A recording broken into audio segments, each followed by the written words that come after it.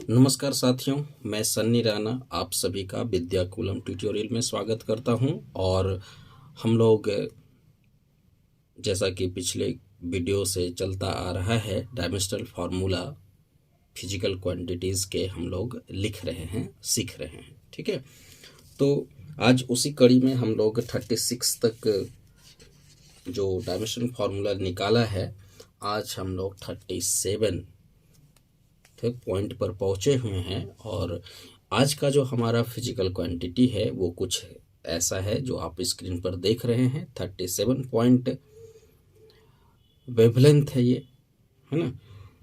तो वेवलेंथ एक प्रकार से वेव की लंबाई, है ना। वेव को हिंदी में तरंग कहते हैं और लेंथ तो लंबाई होता है। तो किसी भी वेव की जो लेंथ होती है that is called wave length. Hindi में इसे हम तरंग दैर्घ्य कहते हैं।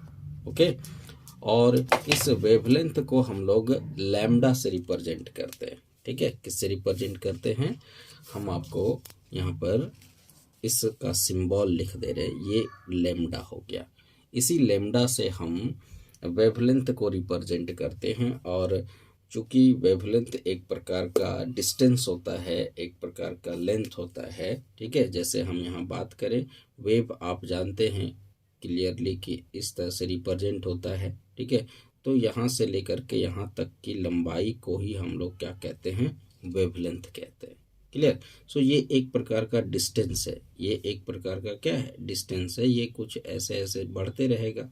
ठीक है, so wavelength is the distance, wavelength is the distance. और डिस्टेंस का डायमेंशनल फार्मूला आपको पता है। डिस्टेंस का डायमेंशनल फार्मूला जो होता है वो एम नॉट और L1 और टी नॉट। डायमेंशनल फार्मूला को हम लोग बिग ब्रैकेट के अंदर लिखेंगे। चलिए, अब है next heat energy. Heat energy किसको कहते हैं, ठीक है, ऊष्मा ऊर्जा। तो आप हीट एनर्जी को कैसे डिफाइन कर लेंगे, it is the form of energy. Heat क्या है, एक फॉर्म है एनर्जी का। जनरली आप प्रैक्टिकल वे में अपने हथेली को जब आप फ्रिक्शन कराएंगे तो यहाँ पर आपको हीट महसूस होगा, आप हीट यहाँ से जनरेट कर सकते हैं। ठीक है, थोड़ी सी अमाउंट में क्या होता है, हीट जनरेट होता है। बेसिकली होता क्या है, जब हम अपने हथेली को आपस में फ्रिक्शन करवाते, रगड़ते हैं, ये जो घर्षण करवाते हैं, तो इस घर्षण के दरमियान में चार्ज का ट्रांसफॉर्मेशन होता है। ठीक है, आवेश जो है वो ट्रांसफर होते हैं और इसीलिए यहाँ पर क्या होता है, मोशन होता है। और मोशन के कारण ही यहाँ पर हीट जनरेट होता है। ठीक है, तो ये एक प्रकार का वर्क डन होता है। ठीक है, हीट जो है वर्क करने से हम लोगों के अंदर हीट जनरेट होता है। तो सिंपल हीट एक प्रकार से वर्क है। यहाँ पर क्या कहेंगे हम लोग, वर्क। तो हीट का डायमेंशनल फॉर्मूला वही होगा जो वर्क का होगा। और वर्क का डायमेंशनल फार्मूला आप जानते हैं। वर्क का डायमेंशनल फार्मूला जो होता है वो अगर एक्चुअल फार्मूला की बात करें तो फोर्स, ओके, इनटू डिस्प्लेसमेंट होता है। फोर्स इनटू डिस्प्लेसमेंट या फिर डिस्टेंस। ओके, अब फोर्स का डायमेंशनल फार्मूला M1L1T-2 और डिस्प्लेसमेंट का डायमेंशनल फार्मूला L1। इन सभी को जब आप सॉल्व करेंगे तो जो हीट एनर्जी, यानी कि हीट एनर्जी को हम लोग रिप्रेजेंट करते हैं Q से। ठीक है, तो ये Q जो हीट एनर्जी है, उस हीट एनर्जी का डायमेंशनल फार्मूला क्या हो जाएगा, M1 और L2 और फिर T-2। कोई भी एनर्जी हो उसका डायमेंशनल फार्मूला क्या होगा, M1L2 T-2। यहाँ पर मैं सिंबल लिख देता हूँ। हीट एनर्जी को Q से रिप्रेजेंट करते हैं या फिर डेल्टा Q से रिप्रेजेंट करते हैं। पोटेंशियल एनर्जी, इस पोटेंशियल एनर्जी को शॉर्ट में हम लोग PE लिखते हैं या फिर इसका जो सिंबल होता है वो U होता है। ठीक है, so this is the potential energy. और पोटेंशियल एनर्जी किसी भी वस्तु में उसके पोजीशन के कारण, ठीक है, पोजीशन के कारण जो एनर्जी डिफाइन होता है, ठीक है, पोजीशन के कारण जो एनर्जी डिफाइन होता है उसी को हम लोग पोटेंशियल एनर्जी कहते हैं। और ये पोटेंशियल एनर्जी एक्चुअली किसी भी हाइट पर होता है, किसी भी दूरी पर होता है। तो इसमें मास का होना बहुत ज़रूरी है, ठीक है, मास का होना ज़रूरी है। साथ ही साथ acceleration due to gravity, acceleration due to gravity, और एक्सेलरेशन ड्यू टू ग्रेविटी जिसे हम स्मॉल जी कहते हैं, ठीक है, पृथ्वी का गुरुत्वाकर्षण त्वरण, ठीक है। सो मास इंटू एक्सेलरेशन और इंटू में यहाँ पर हो जाएगा हाइट, ठीक है। जब किसी ऊंचाई पर हम उसके एनर्जी को डिफाइन करते हैं तो उसी को कहा जाता है पोटेंशियल एनर्जी। मास का डायमेंशन फार्मूला m1, एक्सेलरेशन का डायमेंशन फार्मूला आप जानते हैं, एक्सेलरेशन का डायमेंशन फार्मूला जो होता है m0 L1 T-2, और यहाँ पर हाइट का डायमेंशन फार्मूला, चूँकि हाइट डिस्टेंस है इसलिए हो जाएगा ये m0 L1 T0। और इन सभी को जब आप सॉल्व कर लेंगे तो पोटेंशियल एनर्जी का जो वैल्यू आएगा वो आएगा m1 और फिर 1 और ये L1 मिल करके L2 और ये हो गया T-2। तो पोटेंशियल एनर्जी का डायमेंशनल फार्मूला जो है वो आ गया m1 L2 T-2। आप मैच कर लीजिए m1 L2 T-2, एनर्जी जो है उसका डायमेंशनल फार्मूला यही होगा। इसी तरह से काइनेटिक एनर्जी की बात करें तो काइनेटिक एनर्जी का जो सिंबल होता है वो के होता है, ठीक है। और इस काइनेटिक एनर्जी का फॉर्मूला होता है half into mass of the body into velocity, velocity of the body इसका स्क्वायर, ठीक है। Half into mass into velocity का स्क्वायर। और इस वेलोसिटी और मास हाफ का, चूँकि ये एक नंबर है और डायमेंशन फार्मूला किसी भी फिजिकल क्वांटिटी का निकाला जाता है, तो यहाँ पर हम हाफ को तो कुछ नहीं करेंगे, ठीक है, हाफ का डायमेंशनल फार्मूला नहीं होगा। मास के लिए डायमेंशनल फार्मूला हो जाएगा m1 और इनटू में वेलोसिटी का डायमेंशनल फार्मूला शॉर्ट में मैं लिख देता हूँ L1 और T-1, और चूँकि इस पर जो है पावर कितना है 2 है तो यहाँ पर 2 हो जाएगा, ठीक है। और ये हो गया आपका मास का डायमेंशनल फार्मूला। सो m1 के जगह पर m1 ही रहेगा इनटू L पर पावर 1 इंटू 2, ये 2 हो गया, और T पर पावर -1 इंटू 2 -2 हो गया। तो कुल मिलाकर के जो डायमेंशनल फार्मूला आ गया वो m1 L2 और T-2।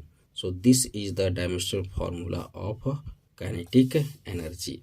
आप जरा गौर करके देखें, चाहे वो हीट एनर्जी हो, चाहे वो पोटेंशियल एनर्जी हो, चाहे वो काइनेटिक एनर्जी हो, ठीक है, चाहे वो हीट एनर्जी हो, चाहे वो पोटेंशियल एनर्जी हो, है ना, ये हीट एनर्जी हो गया, ये पोटेंशियल एनर्जी हो गया, और ये जो है वो काइनेटिक एनर्जी हो गया।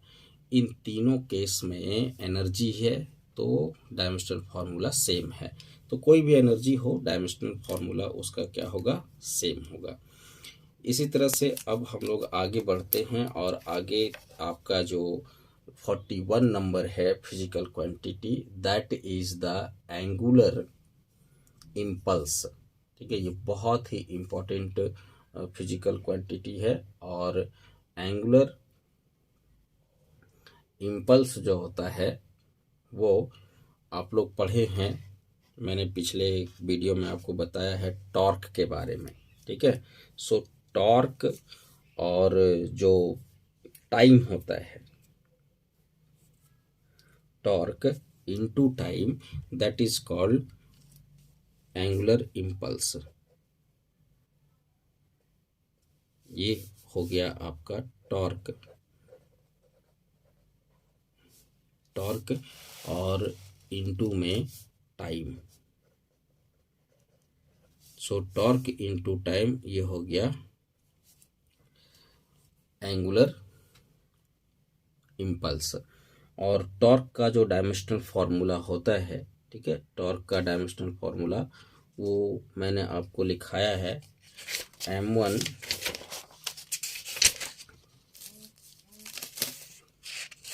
L2 T-2। टॉर्क का डायमेंशनल फार्मूला जो है वो m1 L2 T-2। तो यहाँ टॉर्क के लिए डायमेंशनल फार्मूला क्या हो जाएगा, m1 और L2 एंड देन T-2। ये डायमेंशनल फार्मूला हो गया टॉर्क का, और इनटू में टाइम हो गया, तो टाइम का डायमेंशनल फार्मूला हो जाएगा m0 L0 और T1। अब इन सभी को हम लोग क्या कर लेंगे, इन सभी को अरेंज कर लेंगे, तो जो एंगुलर इम्पल्स है उसका डायमेंशनल फार्मूला हो जाएगा m1 और L2 और T-2 और +1 मिल करके -1। सो ये डायमेंशनल फार्मूला हो गया किसका, इम्पल्स का। चलिए अब आगे बढ़ते हैं और आते हैं ग्रेविटेशनल कांस्टेंट के बारे में। ग्रेविटेशनल कांस्टेंट एक फिजिकल क्वांटिटी है जिसका सिंबल होता है जी, ठीक है, और ये जो कांस्टेंट है ये अपने आप में बहुत ही इम्पोर्टेंट है, ठीक है, इसलिए हम इस पर एक स्टार लगा दे रहे हैं। ये भी इम्पोर्टेंट था, स्टार लगाते। ग्रेविटेशनल कांस्टेंट जो होता है, ठीक है, इसका फॉर्मूला, इसके फॉर्मूला को डिराइव करने से पहले हम एक यहाँ पर इसके फॉर्मूला को लिख देते हैं। चूँकि दो मास है तो मास के बीच में मान लिया जाए m1 है और ये क्या चीज़ है, m2 है, तो इन दोनों के बीच में जो फोर्स लगता है उसे हम ग्रेविटेशनल फोर्स कहते हैं, ठीक है। और ये ग्रेविटेशनल फोर्स जो होता है वो m1 into m2 divide by distance between them, इसके बीच का डिस्टेंस अगर d है तो d² हो गया, ठीक है, और इसी के ये प्रोपोर्शनल होता है। जब प्रोपोर्शनल का साइन हटाते हैं हम लोग तो यहाँ पर एक कांस्टेंट लाते हैं, और इसलिए ये m1 m2 बाई d² हो गया किसका वैल्यू, फोर्स का, ग्रेविटेशनल फोर्स है ये कौन सा फोर्स हो गया, ग्रेविटेशनल फोर्स। तो g का जब हम लोग वैल्यू निकालेंगे, यहाँ पर ग्रेविटेशनल कांस्टेंट के बारे में पूछा है, तो g का जब वैल्यू निकालेंगे तो ये सारी क्वांटिटी इधर आ जाएगी, तो इधर आ जाएगी, तो यहाँ पर क्या होगा, f इंटू d²। f क्या चीज़ है, फोर्स है, तो फोर्स इंटू d² यानी डिस्टेंस का स्क्वायर, d² मतलब क्या चीज़, डिस्टेंस का स्क्वायर, और डिवाइड में क्या आएगा, मास इंटू फिर से मास आ जाएगा m1 इंटू m2। सो डायमेंशनल फार्मूला इसका क्या होगा, ठीक है, फोर्स का डायमेंशनल फार्मूला आपको मैं याद दिला दूं। फोर्स का डायमेंशनल फार्मूला होता है m1 L1 और T-2, और इनटू में यहाँ पर हो जाएगा डिस्टेंस, तो डिस्टेंस का डायमेंशनल फार्मूला होता है L1, और चूँकि इस पर जो है पावर 2 है तो यहाँ पर 2 हो जाएगा, और नीचे मास का डायमेंशनल फार्मूला m1 और अगेन दिस वन m1। इन सभी को क्या करेंगे हम लोग बिग ब्रैकेट के अंदर लिख देंगे। अब जब इसको सॉल्व करेंगे तो m1 और ये सॉल्व कर लेते हैं, यहाँ हो जाएगा m1 और L 2 1 जा 2 और 1, यहाँ कितना हो गया 3, और t माइनस यहाँ पर हो गया 2, अगेन डिवाइड बाय m1 और m1 मिल करके हो गया m2, ठीक है। और ये डायमेंशनल फार्मूला जो है, अब इसको एक पॉइंट और सॉल्व करना है, ये m2 ऊपर जाएगा तो यहाँ हो जाएगा m-1, 2 ऊपर जाएगा -2 हो गया, -2 + 1 -1, तो m-1 और यहाँ हो जाएगा L3 और ये हो गया T-2। So this is the dimensional formula of gravitational constant. Now मैं अब आगे बढ़ रहा हूँ, और आगे जो क्वांटिटी है वो है प्लांक्स कांस्टेंट, और ये प्लांक्स कांस्टेंट जो होता है that is energy by frequency. Energy by क्या होता है, फ्रीक्वेंसी, ठीक है। प्लैंक्स कांस्टेंट, इसको हम लोग सिंबल में एच लिखा करते हैं, और ये होता है energy by frequency, energy by frequency.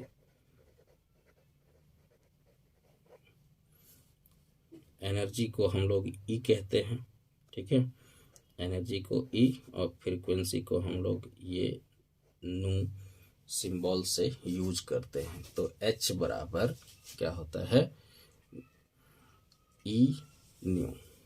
एक आप 12th में फॉर्मूला पढ़ेंगे कि एनर्जी जो है वो हमेशा प्रोपोर्शनल होता है, ठीक है, किसके होता है, तो ये फ्रीक्वेंसी के। और जब ये फ्रीक्वेंसी के प्रोपोर्शनल होता है तो जब प्रोपोर्शनल का साइन हटाया जाता है, ठीक है, तो यहाँ पर एक कांस्टेंट आता है एच, जो कि कहलाता है प्लैंक्स कांस्टेंट।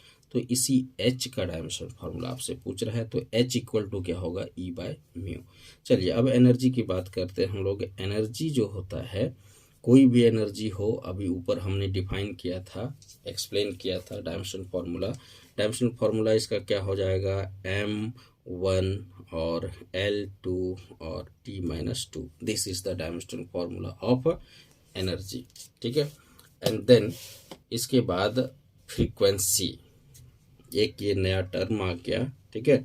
तो फ्रीक्वेंसी होता है 1 by time, reciprocal of time.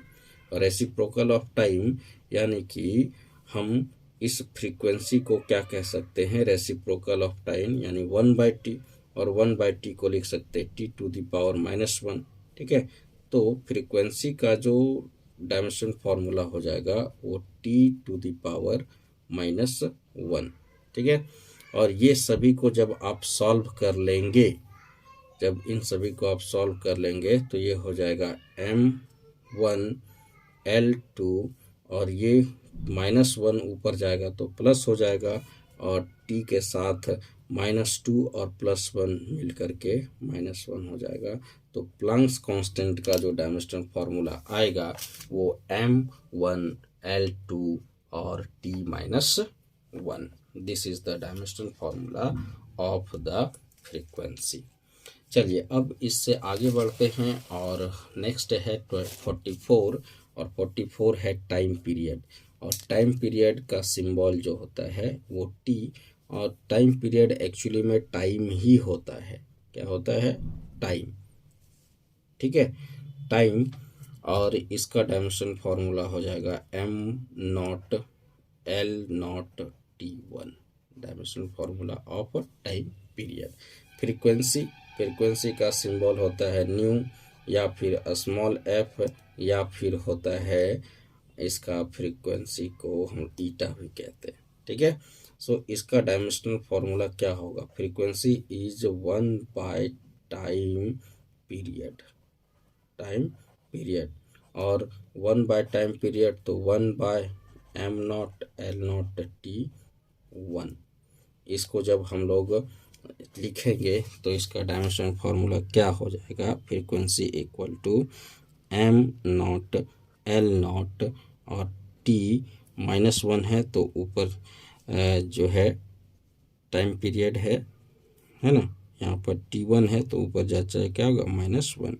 तो सीधा सीधा आप लिख सकते हैं m0 L0 T-1, या फिर T-1, ये भी डायमेंशनल फार्मूला हो जाएगा किसका, फ्रीक्वेंसी का। तो हम लोगों ने आज जो है वो wavelength, heat energy, potential energy, kinetic energy, angular impulse, gravitational constant, Planck's constant, time period and frequency, ये लगभग हम लोगों ने 9 फिजिकल क्वांटिटी के बारे में चर्चा किया आज, ठीक है। आगे और चलते हैं और कुछ और नए नए फिजिकल क्वांटिटी बारे में जानकारी प्राप्त करते हैं, ठीक है। और ये रहा आपका 46, that is the electric charge, ठीक है।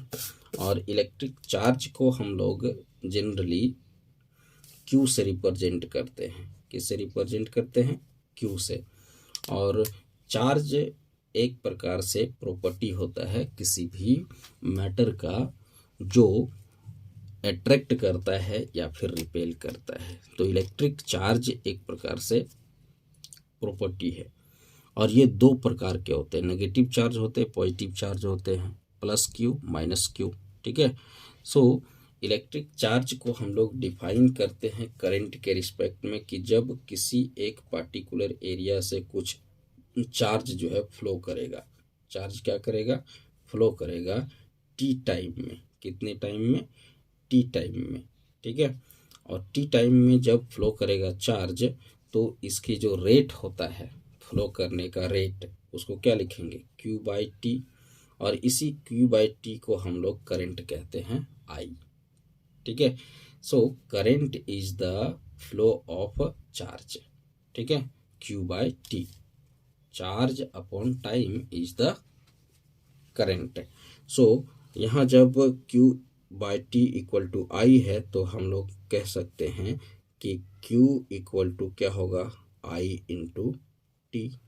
ठीक है। यानी चार्ज बराबर क्या हो जाएगा? चार्ज बराबर हो जाएगा इलेक्ट्रिक करंट।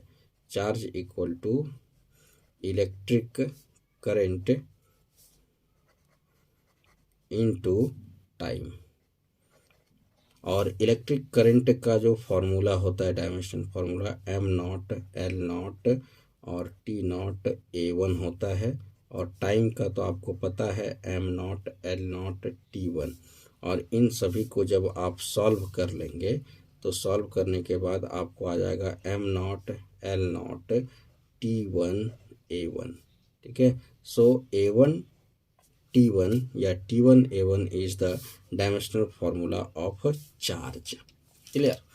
अब हम लोग आगे बढ़ते हैं, और है 47। इसे हम इलेक्ट्रिक फील्ड इंटेंसिटी कहते हैं। ये एक वेक्टर क्वांटिटी होता है, इसलिए इसके ऊपर वेक्टर का साइन देते हैं।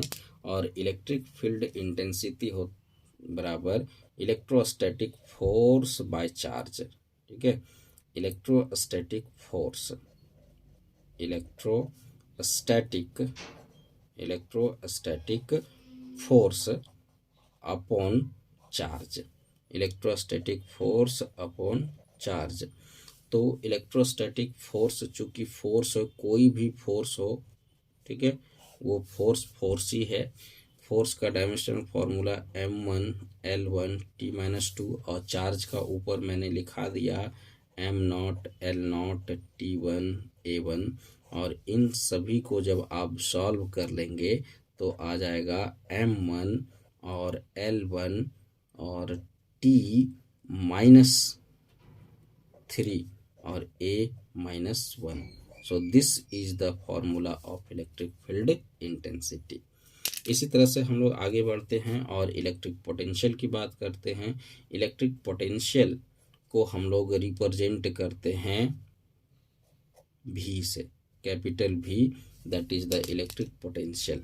और इलेक्ट्रिक पोटेंशियल जो होता है वो वर्क बाय चार्ज, यानी कि वर्क बाय चार्ज। वर्क चूंकि एक प्रकार का एनर्जी है, सो वर्क के केस में डायमेंशनल फॉर्मूला क्या होगा? वर्क के केस में डायमेंशनल फॉर्मूला वही होगा जो एनर्जी का होता है। और एनर्जी का डायमेंशनल फॉर्मूला हमने आपको अभी ही बताया है, m1 और l2 t-2। This is the dimensional formula of energy. और चार्ज का dimensional formula m not l not a1 t1। इन सभी को जब आप सॉल्व कर लेंगे, तो जो पोटेंशियल का डायमेंशनल फॉर्मूला आएगा, दैट विल बी m1 और l2 और t, ये ऊपर चला जाएगा तो -3 हो जाएगा और a-1 हो जाएगा। तो m1 l2 t-3 a-1 is the dimensional formula of potential. Electric dipole moment, electric dipole moment को हम लोग P से रिप्रेजेंट करते हैं, और ये भी एक वेक्टर क्वांटिटी है। और डाइपोल मोमेंट से पहले डाइपोल को समझिए। डाइपोल जो होता है, ये नेगेटिव चार्ज है, ये पॉजिटिव चार्ज है। तो pair of charges, equal and opposite charge, ठीक है, इक्वल एंड अपोजिट चार्ज जैसे कि यहाँ पर मैं बता दूं, इलेक्ट्रिक डायपोल मोमेंट को हम P से रिप्रेजेंट करते हैं। और जब दो चार्ज, एक नेगेटिव हो पॉजिटिव हो दूसरा, और दोनों का मैग्नीट्यूड सेम हो, मान लिया जाए ये 1 कूलम है तो ये भी 1 कूलम होना चाहिए, तो इसका जो ये कॉम्बिनेशन है, ठीक है, equal and opposite charges, that is called the dipole. और इसके बीच का लेंथ जो है उसको मान लेते हैं 2a, ठीक है। तो जो डायपोल मोमेंट होता है वो किसी एक चार्ज का मैग्नीट्यूड और उसके बीच का क्या डिस्टेंस है, यानी charge into 2a, that is called dipole moment. तो ये तो डिस्टेंस हो गया और ये चार्ज हो गया, तो कुल मिलाकर के डायपोल मोमेंट का जो फॉर्मूला होगा, ठीक है, वो charge into distance, charge into distance. और चार्ज का जो डायमेंशन फॉर्मूला होगा वो एम नॉट एल नॉट और T1 A1, ये चार्ज का हो गया। और डिस्टेंस का हो गया am not L1 T0। This is the formula of electric dipole moment, यानी कि एम नॉट L1 और T1A1, the dimensional formula of electric dipole moment. तो 49 हो गया। अब हम लोग आगे बढ़ते हैं और ये 50 नंबर हो गया, ठीक है। 50 number that is the capacitance, या फिर इसको हम कैपेसिटी कहते हैं, ठीक है। तो इस कैपेसिटेंस या कैपेसिटी का जो सिंबल होता है वो स्मॉल c, ठीक है। इस स्मॉल c से ही हम लोग कैपेसिटी को रिप्रेजेंट करते हैं या फिर कैपेसिटेंस को भी रिप्रेजेंट करते हैं। और ये जो कैपेसिटी या कैपेसिटेंस होता है इसके बारे में थोड़ा सा समझ लीजिए, ठीक है। कोई भी पोटेंशियल जो होता है, ठीक है, किसी भी डिवाइस का, वो कि उसमें कितना चार्ज स्टोर हो सकता है, ठीक है। सो ये पोटेंशियल निर्भर करता है उसके चार्ज के ऊपर, ठीक है। पोटेंशियल को बढ़ाने के लिए हमें चार्ज को स्टोर करना पड़ता है, इसलिए charge is directly proportional to potential. और जब हम पोटेंशियल ये प्रोपोर्शनल का साइन हटाएंगे तो यहाँ पर एक कांस्टेंट लाते हैं, दैट इज कॉल्ड कैपेसिटी। इस c को हम लोग कैपेसिटी कहते हैं, और इसलिए कैपेसिटी बराबर क्या हो जाएगा, Q/V। और कैपेसिटी इक्वल टू यहाँ पर फॉर्मूला हम लोग लिख सकते हैं, Q क्या चीज़ है, तो Q इज द चार्ज, और V क्या चीज़ है, तो इलेक्ट्रिक पोटेंशियल। इलेक्ट्रिक पोटेंशियल को शॉर्ट में पोटेंशियल भी बोल सकते हैं। तो चार्ज का डायमेंशन फार्मूला हो गया एम नॉट और एल नॉट और A1 और T1, charge dimension formula A1 T1। Now electric potential का डायमेंशन फार्मूला हो गया M1 और L2 T-3 A-1, ये मैंने ऊपर बताया है इलेक्ट्रिक पोटेंशियल, ठीक है। सो आप अच्छे से रिवाइज कर लेंगे। नाउ अब इसको सॉल्व कर लेते हैं। ये ऊपर जाएंगे तो -1 होंगे, है ना।